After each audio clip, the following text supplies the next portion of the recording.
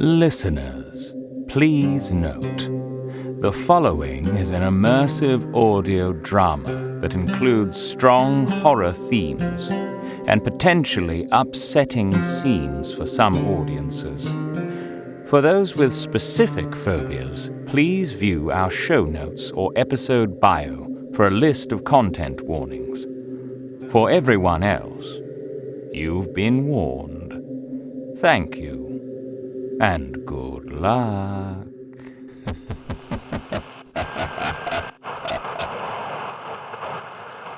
187.3. I just gotta say, I am buzzing about Larkville's brand new movie theater. Herbie Rides Again, Young Frankenstein, the works. You and me both, pal, and on a debut night like tonight, there's lots to look forward to. Popcorn, candy, and the latest flick. Oh, I think I'll take a crack at Dracula myself and see if I survive the night. That sounds like a groovy time, Al. Along with the excitement, Nelson Electric and Gas Company has issued an alert, and there may be a possibility of a short-term blackout, but it is highly unlikely. Al, why don't you tell the people how they can prepare for an outage? Sure thing, Johnny. Folks, be sure to keep an ample supply of candles, flashlights, canned goods, and non-perishables. And an FM radio. An FM radio? To listen to us? Well, of course, but more importantly, to listen for emergency PSAs and updates. Stay safe out there, folks. We'll see you at the movies.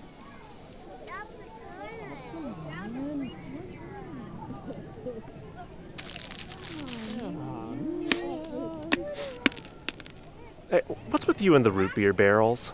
You smell like my Aunt Jan. I'm a man of taste. Let's round up the campers. Man, I'm so glad my sister isn't one of ours this year. All right, kids. Time to clean up. Don't be like that. We have until the dinner bell rings to get Eagle Cabin flying high. You want to win that golden broom, don't you? Golden broom? Sounded like a decent bribe. I can make something during arts and crafts. You broke 6 macaroni frames. I didn't say I'd make it look good. Ow. This is so boring. Yeah, I thought we were gonna go to the lake tonight. Why would we go to the lake at sundown? Yeah, Bobby, that doesn't make sense. But she said we would see something cool. She? Who are you talking about? All right, settle down. I'll tell you a story while we work. A scary story. Or a spooky story. Don't want to scare them too much. You kids aren't wimps, are you? No. You have to keep cleaning if you want me to tell you, though. That's the rule. There you go. Once upon a time, there was a cabin full of campers. Much like yourselves, in fact. The night is still, the forest dark. A distant scream, a lantern's spark. Through tangled woods you make your way, where unseen eyes observe their prey. A creaking branch, a whispered name, a chilling wind, an ebbing flame. The path ahead is cold and frail. Secrets weave through night's thin veil. Old legends speak of spirits near, of those who vanished, drowned in fear. Moonlight fades and shadows swell on the trail to Wanatel.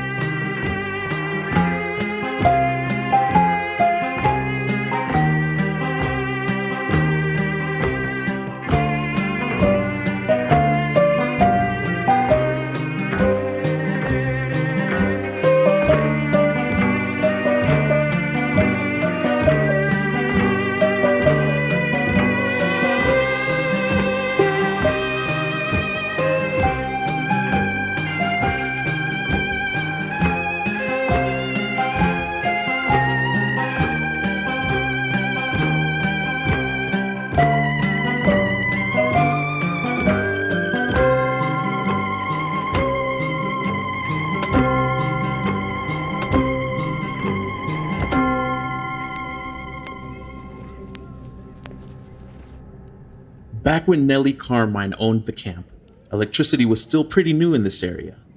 Only a handful of houses had it, and she spent a lot to get it out this far. Lights were always flickering in and out. What no one but Nellie knew was that the lights kept something evil away from the edges of camp. It prowled around the well-lit boundaries looking for a way in. On this particular night, there had been a lot of storms. Some of the lines were down or had trees leaning on them, and as the night drew on, they went out one by one. The camp went oddly quiet in the dark, some of the cabins trying to be lit by a handful of candles. Not a cricket or frog was heard as the campers settled into their bunks. One boy thought it would be a good idea to sneak out. He was brave enough, and he had a genuine storm lantern. All he needed was a spark. What poor Timmy didn't know is that something was lurking in the dark. It oozed through the shadows, no brighter than tar, prowling along the boundaries like a ghoul. All it needed to do was be patient, and it was very good at being patient. The poor brave boy ventured from the safety of his cabin with only his lantern and stepped one itty-bitty toe into the shadows. That was all he needed to do before snap! The shadows knocked the lantern from his hands and snatched him away. Poor Timmy was whisked away into the night, never to be seen again. Do you think that satisfied the evil lurking in the woods? I said, did that satisfy the evil knights? No! That's right. The hungry shadows coiled in the darkness, waiting for more unsuspecting campers to go astray. One by one, the campers of the Eagle cabin went missing. Soon there were none left, and they had to find new kids to fill their shoes. Now, every time the power goes out, the darkness comes back to satiate its hellish appetite and preys on unsuspecting Timmies who leave their cabin late in the night. Boo! Wait for me! Carrots again? Go out, take them. I actually love those carrots. Want to trade for your mashed potatoes? You wish. For some reason, I imagine that going a lot better. Better than the dark is going to eat you? Oh, they didn't even finish making their beds. At least cleaning will keep them in the cabin tonight. Did you get any extra batteries from Mark or Sarah? I tried, but their flashlights are dying as fast as ours are. Joey said they're already having issues with the power in their cabin. Do you think what they all said about that one counselor is true? The one eaten by a tree monster? Or the one that poisoned the eggs? It's just a bunch of stories to scare the kids into not doing something stupid. Okay, but Toad Cabin is weird. Maybe it's haunted. I'll put that one in your next story. Oh, poor Timmy. He got taken to another dimension by a broken porch. Did I do too much? Not if it keeps them inside, and I don't have to go hiking up the trail in the dark to hunt them down. We'll keep them busy cleaning after dinner until bed. Need me to cover for you while you go see Julie? Cut it out. I was thinking of asking her to take a hike up to the peak with me tomorrow. Then you get to cover for me tonight if I want to go out. Deal. Hey, Bobby! Bobby! Mashed potatoes stay on the plates! Hey, Jen! One of yours is pouring peas under the table. Hey, we talked about this. Eat them or toss them. No, don't spit them out.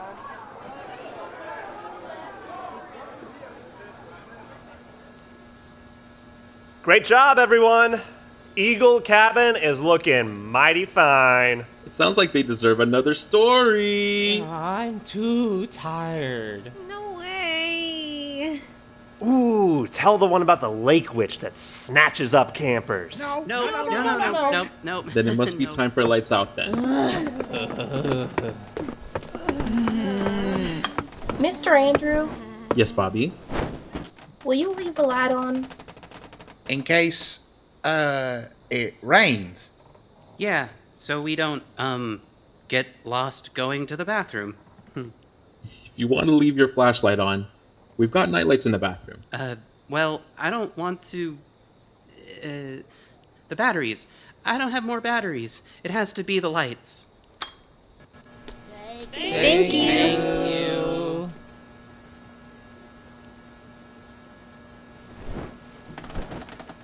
Do you think the kids are starting to swap stories? Yeah.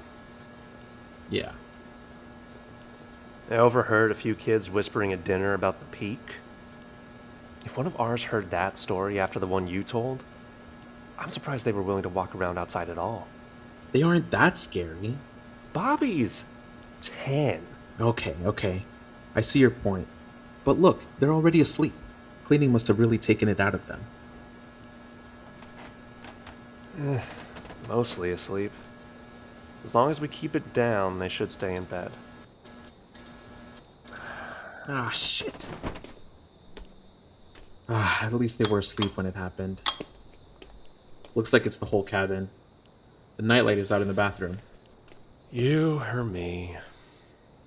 Me. Don't wake them up. And take the lantern. Seriously? It's not a new moon, and I'm pretty sure the sky is clear. I'll see where I'm going. Just take it. The matches are over there. If I get in trouble for using this old thing, I'm shoving you under the bus. I'll put myself there. It's hours back into town if you fall and break your neck.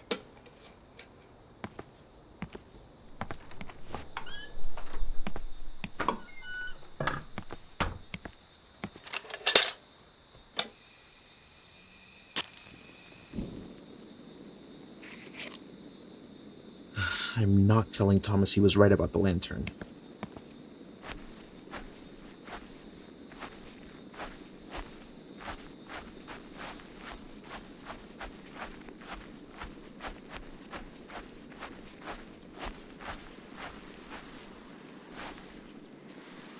Hey, who's there? I've got this. Go back to your cabin. Hello?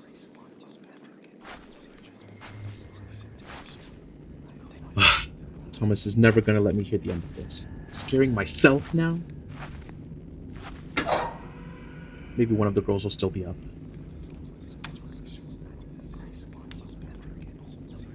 Ugh, come on, man. Stupid movie theater. The new Godfather better be worth it. Ugh. I don't even know how to fix it at home. What was I thinking? Maybe Thomas will know what it needs. Mark? Who's over there?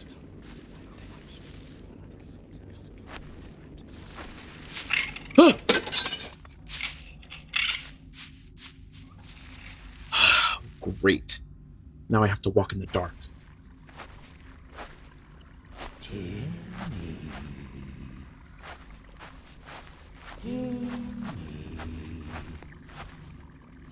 Run from me. Thomas, this isn't funny. The darkness comes, but you can't see. This is bullshit, man. Bullshit. Who's there? Timmy. Joey? If that's you, I swear I'm...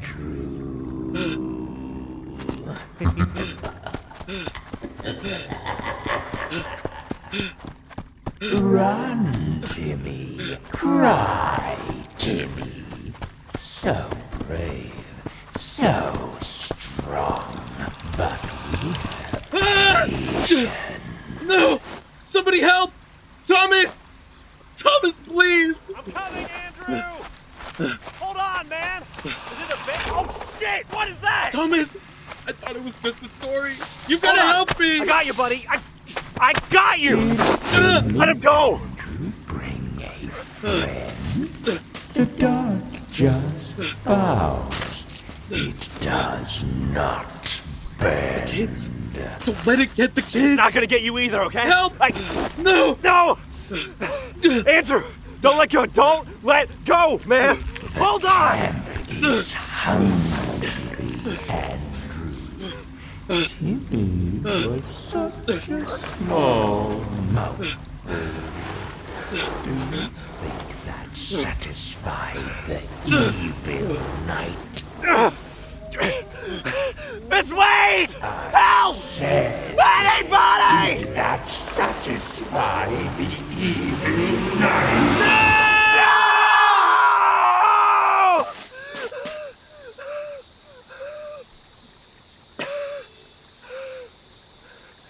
Andrew!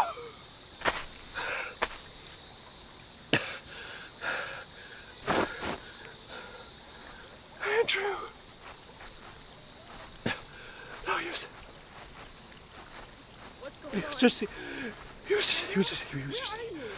here. It was woods. It was huge, but it like didn't. Where is she? It didn't take up the space, but it was so big. It was. I couldn't. It wasn't a bear. It wasn't a bear.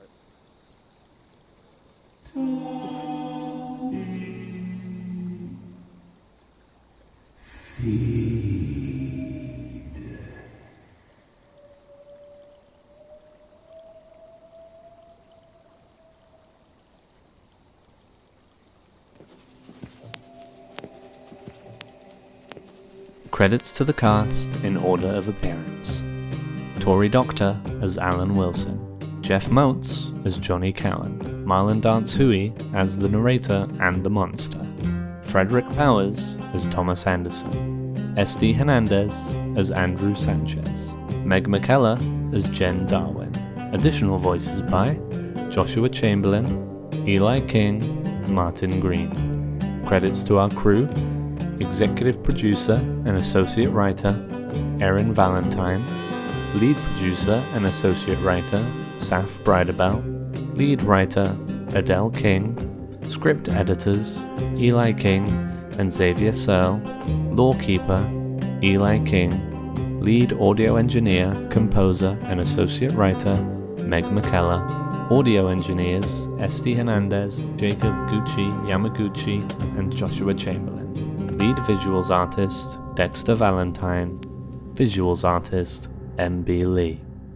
Thank you for listening to 1.7 Miles to Lake Wanatell, a Honeydew Studios production. We hope you enjoyed. Tune in next Saturday for a new episode.